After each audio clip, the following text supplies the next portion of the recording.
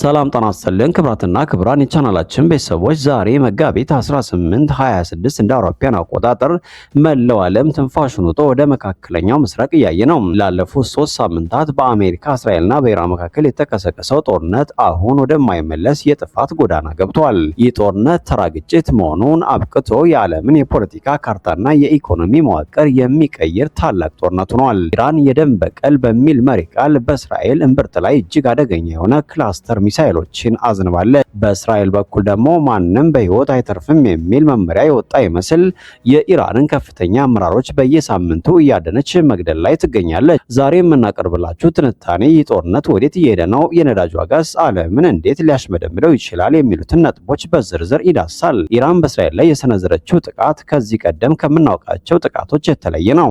የኢራን አብዮታዊ ዘበኛ ካራምሻር 4 እና ኳደር የተባሉ ብዙ ተተኳሾችን በአንድ ጊዜ የሚረጩ ቦምቦችን ተጠቅሟል። እነዚህ ሚሳኤሎች በአየር ላይ ሲደርሱ ወደ ብዙ ትናንሽ ቦምቦች ስለሚከፋፈሉ የእስራኤልን አይረን ዶም የመከላከያ ስርዓት ግራ የሚያጋቡና ራዳሮችን የሚያጨናንቁ ናቸው። በቴል አቪቭ አቅራቢያ በራማት ጋን አካባቢ የደረሰው አሰቃቂ ጉዳት የዚሁ ቴክኖሎጂ ውጤት ነው።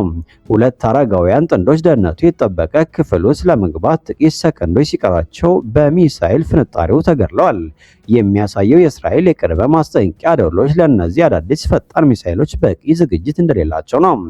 የቴል አቪቭ የባቡር ጣቢያ ሳይቀር ከፍተኛ ጉዳት ደርሶበታል።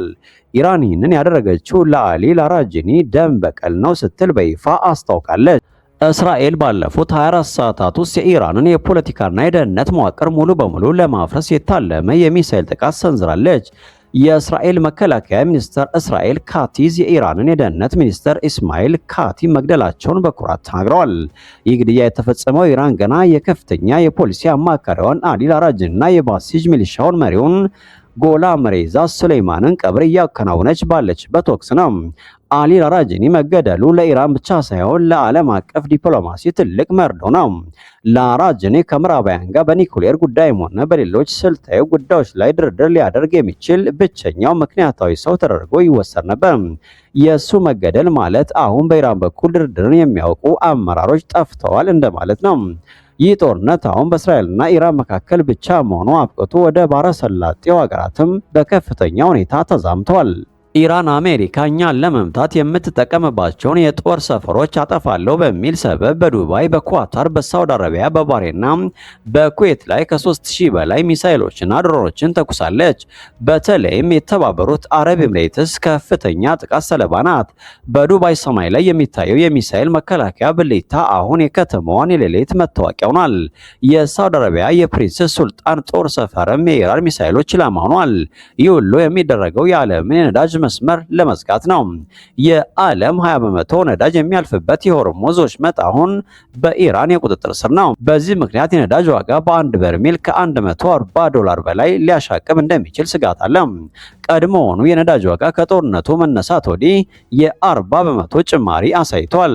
ይህ ደግሞ በአውሮፓና በአሜሪካ ከፍተኛ የዋጋ ግሽበትን እያስከተለ ይገኛል። በሌላ በኩል በቡሽር የሚገኘው የኒኩሌር ኃይል ማመንጫ ጣቢያ በሚሳኤል መመታቱ ዓለምን አስበርግጓል። ምንም እንኳ እስካሁን የጨረር መፍሰስ ባያጋጥምም ጣቢያው ላይ የሚደርስ ማንኛውም ጉዳት ቀጠናውን የማይመለስ የኒኩሌር አደጋ ውስጥ ይከተዋል። የአሜሪካው ፕሬዝዳንት ዶናልድ ትራምፕ ግን ለአጋሮቻቸው ያላቸው ትዕግስት እየተሟጠጠ ይመስላል። ጦርነቱ አሁን ወደ 4ኛ ሳምንቱ እያመራ ነው። የኢራን አመራሮች መገደል፣ የሚሳኤል ቴክኖሎጂ ሽግግር፣ የነዳጅ ዋጋ መናርና የኒኩሌር ጣቢያዎች መመታት የሚያሳዩን አንድ ነገር ብቻ ነው። መካከለኛው ምስራቅ ወደ ቀድሞ ሰላሙ የሚመለስበት እድል እጅግ የመነመነ መሆኑን ነው። እስራኤል ዛሬ ገና ብዙ አስገራሚ ጥቃቶችን ይጠብቁ ማለቷ ጥቃቱ ወደ ሊባኖስ፣ ወደ ሶሪያም በከፍተኛ ሁኔታ እንደሚሰፋ አመላካች ነው። ዓለም አቀፉ ማህበረሰብ ይህንን እሳት ማቆም ካልቻለ የዓለም ኢኮኖሚ መፈራረሱና የሶስተኛው የዓለም ጦርነት መቀስቀሱ የማይቀር ይመስላል። እኛም በየሰዓቱ የሚወጡ መረጃዎችን እየተከታተልን የምናቀርብላችሁ ይሆናል። አብራችሁን ቆዩ። የኢራን እስላማዊ አብዮታዊ ዘበኛ የላራጂኒን በቀል በሚል መጠሪያ በእስራኤል እምብርት ላይ በሆነችው በቴል አቪቭና አካባቢዋ በሚገኙ ከተሞች ላይ የሰነዘረችው መጠነ ሰፊ የሚሳኤል ናዳ ሀገሪቱን ከፍተኛ ድንጋጤ ውስጥ ጥሏታል። ይህ ጥቃት ከጥቂት ቀናት በፊት በእስራኤል ልዩ ኦፕሬሽን ለተገደሉት ከፍተኛ የደህንነት ሹም አሊ ላራጂኒ ቀጥተኛ አጸፋ መሆኑ ተገልጿል። በጥቃቱ ሳቢያ በራማት ጋን ሰፈር የሚኖሩ አንድ ምስኪን አረጋዊ ጥንዶች በቤታቸው ውስጥ ሕይወታቸው ያለፈ ሲሆን መላው እስራኤል በለቅሶና በድንጋጤ ውስጥ ትገኛለች። ከፍተኛ ጥፋት ካረፈባቸው ቦታዎች መካከል ዋነኛው የሳቪዶር ማዕከላዊ የባቡር ጣቢያ ሲሆን ይህ ስልታዊ የትራንስፖርት መሰረተ ልማት ሙሉ በሙሉ በሚባል ደረጃ ወድሟል። ኢራን በዚህ ጥቃት ላይ የተጠቀመችው ክላስተር የተባሉ የጦር አውታሮችን የያዙ ሚሳኤሎችን በመሆኑም የእስራኤልን ዘመናዊ የአየር መከላከያ ስርዓቶችን የሚሳኤሎቹን ብዛትና አይነት መቋቋም አቅቷቸው ታይተዋል። በዚህ ምክንያት ሚሳኤሎቹ በበርካታ ከተሞች ላይ የእሳት ቃጠሎ ያስከተሉ ሲሆን የነፍስ አደን ሰራተኞች ፍርስራሹን ለማንሳትና እሳቱን ለማጥፋት ከፍተኛ ርብርብ እያደረጉ ይገኛሉ።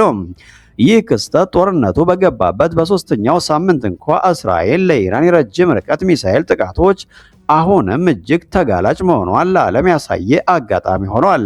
የላቁ የቴክኖሎጂ ውጤቶች የሆኑት የአየር መከላከያ መሳሪያዎች እንኳ ሳይቀሩም እነዚህን የተራቀቁ የሚሳኤል አይነቶች መመከት አለመቻላቸው በእስራኤል ወታደራዊ አመራሮች ዘንድ ትልቅ ስጋት ፈጥሯል። ጥቃቱ የደረሰው በከተማዋ እምብርት ላይ መሆኑ በሲቪል መሰረተ ልማት ላይ የደረሰው ከባድ ውድመት በቀጣይ ቀናት እስራኤል ለምትወስደው የአጸፋ እርምጃና ለቀጠናው ጦርነት መባባስ እንደ ትልቅ ማገዶ እንደሚሆን ተገምቷል።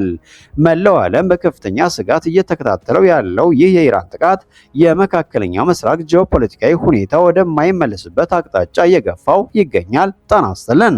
ሰላም ጤና ይስጥልን። ክብራትና ክብራን የቻናላችን ቤተሰቦች ዛሬ መጋቢት 18 26 እንደ አውሮፓውያን አቆጣጠር መላው ዓለም ትንፋሹን ውጦ ወደ መካከለኛው ምስራቅ እያየ ነው። ላለፉት 3 ሳምንታት በአሜሪካ እስራኤልና በኢራን መካከል የተቀሰቀሰው ጦርነት አሁን ወደማይመለስ የጥፋት ጎዳና ገብቷል። ይህ ጦርነት ተራ ግጭት መሆኑን አብቅቶ የዓለምን የፖለቲካ ካርታና የኢኮኖሚ መዋቅር የሚቀይር ታላቅ ጦርነት ሆኗል። ኢራን የደም በቀል በሚል መሪ ቃል በእስራኤል እምብርት ላይ እጅግ አደገኛ የሆነ ክላስተር ሚሳኤሎችን አዝንባለች። በእስራኤል በኩል ደግሞ ማንም በህይወት አይተርፍም የሚል መመሪያ የወጣ ይመስል የኢራንን ከፍተኛ አመራሮች በየሳምንቱ እያደነች መግደል ላይ ትገኛለች። ዛሬ የምናቀርብላችሁ ትንታኔ ይህ ጦርነት ወዴት እየሄደ ነው፣ የነዳጅ ዋጋስ ዓለምን እንዴት ሊያሽመደምደው ይችላል የሚሉትን ነጥቦች በዝርዝር ይዳሳል። ኢራን በእስራኤል ላይ የሰነዘረችው ጥቃት ከዚህ ቀደም ከምናውቃቸው ጥቃቶች የተለየ ነው። የኢራን አብዮታዊ ዘበኛ ካራምሻር 4 እና ኳደር የተባሉ ብዙ ተተኳሾችን በአንድ ጊዜ የሚረጩ ቦምቦችን ተጠቅሟል። እነዚህ ሚሳኤሎች በአየር ላይ ሲደርሱ ወደ ብዙ ትናንሽ ቦምቦች ስለሚከፋፈሉም የእስራኤልን አይረንዶም የመከላከያ ስርዓት ግራ የሚያጋቡና ራዳሮችን የሚያጨናንቁ ናቸው። በቴል አቪቭ አቅራቢያ በራማት ጋን አካባቢ የደረሰው አሰቃቂ ጉዳት የዚሁ ቴክኖሎጂ ውጤት ነው። ሁለት አረጋውያን ጥንዶች ደህንነቱ የተጠበቀ ክፍል ውስጥ ለመግባት ጥቂት ሰከንዶች ሲቀራቸው በሚሳኤል ፍንጣሪው ተገድለዋል። የሚያሳየው የእስራኤል የቅድመ ማስጠንቀቂያ ደወሎች ለእነዚህ አዳዲስ ፈጣን ሚሳኤሎች በቂ ዝግጅት እንደሌላቸው ነው። የቴል አቪቭ የባቡር ጣቢያ ሳይቀር ከፍተኛ ጉዳት ደርሶበታል። ኢራን ይህንን ያደረገችው ለአሊ ላራጂኒ ደም በቀል ነው ስትል በይፋ አስታውቃለች።